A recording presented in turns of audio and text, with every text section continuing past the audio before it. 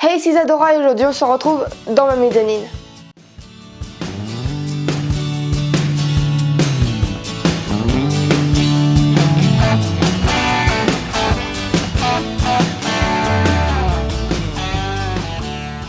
Et aujourd'hui si on se retrouve dans ma mezzanine, ça veut dire qu'on va parler livres. Suite à ma vidéo palle de lecture, vous avez été très nombreux à me demander de vous faire une vidéo après quand j'aurai avancé dans ma palle. Donc j'ai fini ma palle de lecture. Oui, je sais, ça fait à peine 2 semaines, même pas 2 semaines qu'on est en juillet et j'ai déjà fini ma palle de lecture.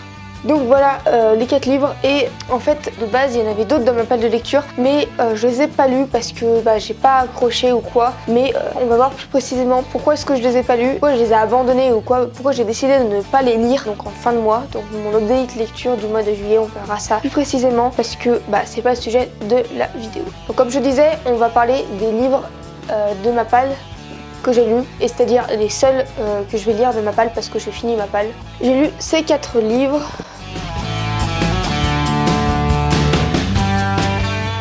Donc les 4 livres sont de la fantastique. De la fantastique, oui, de la fantastique. Il faut savoir que j'aime beaucoup la fantastique. Du coup c'est parti. On va le faire dans l'ordre dans lesquels je les ai lus.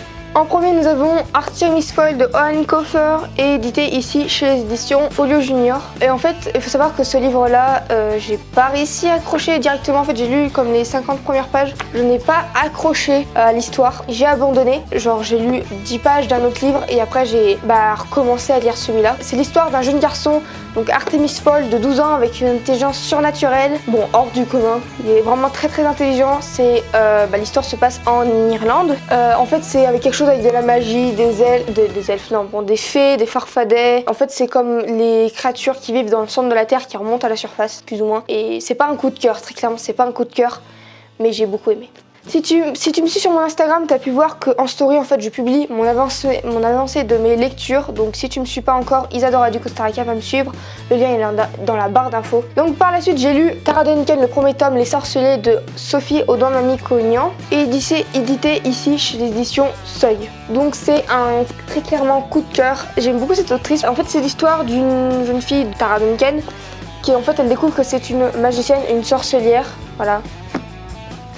Une sorcelière. J'ai beaucoup aimé parce que réellement en fait c'est dans notre monde à nous, et il y a un monde parallèle de magie. Du coup voilà, c'est quelque chose que j'ai beaucoup aimé. Je recommande très fortement pour tous ceux qui aiment la magie, tout ce qui est un peu comme Harry Potter, hein. Ça ressemble pas mal à Harry Potter. Par la suite nous avons L'Appel du sang de Stephenie Meyer, édité ici chez les éditions Hachette Livre et dans la collection Black Moon. Donc c'est une nouvelle du 3e tome de Twilight, donc une nouvelle d'hésitation. Je connaissais déjà l'histoire parce que dans les films de Twilight, on connaît l'histoire. Mais j'ai beaucoup aimé parce que c'est Stephenie Meyer, j'aime beaucoup comment elle écrit. C'est l'histoire de Bri Tenner, donc c'est une des nouveau-nés de l'armée de vampires.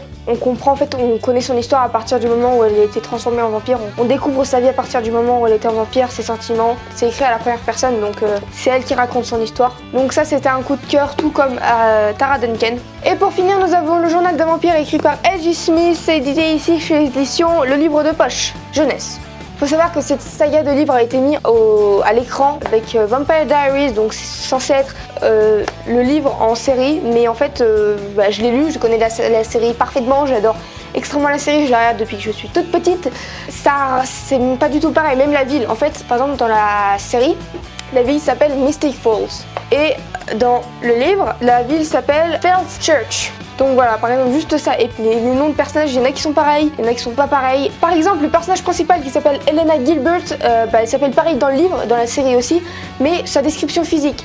Dans la série, elle est brune aux yeux bruns, genre comme moi. Et dans le livre, elle est blonde aux yeux bleus. La différence. Et il y a beaucoup de différences. Mais c'est pas pour autant que je l'ai pas aimé, je sais pas si on peut dire que c'est un coup de cœur.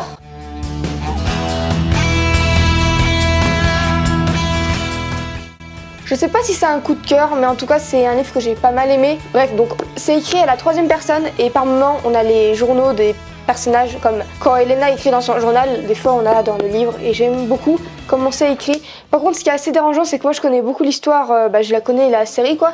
C'est pas du tout pareil dans le livre. Même la trame principale de la première saison et du premier livre, du premier tome, c'est pas du tout la même chose. Donc c'est assez dérangeant. Mais après, j'ai bien aimé, donc voilà. Donc c'est tout. J'ai lu ces 4 livres en 2 semaines. Ça a été vraiment pas tous des coups de cœur, mais c'est des bons livres. Donc voilà les 4 livres, 2 coups de cœur et 2 bons livres. Coup de cœur, bons livres. C'est des livres que je recommande, même si c'est pas des coups de cœur. Franchement, c'est des bons livres. J'ai chaud.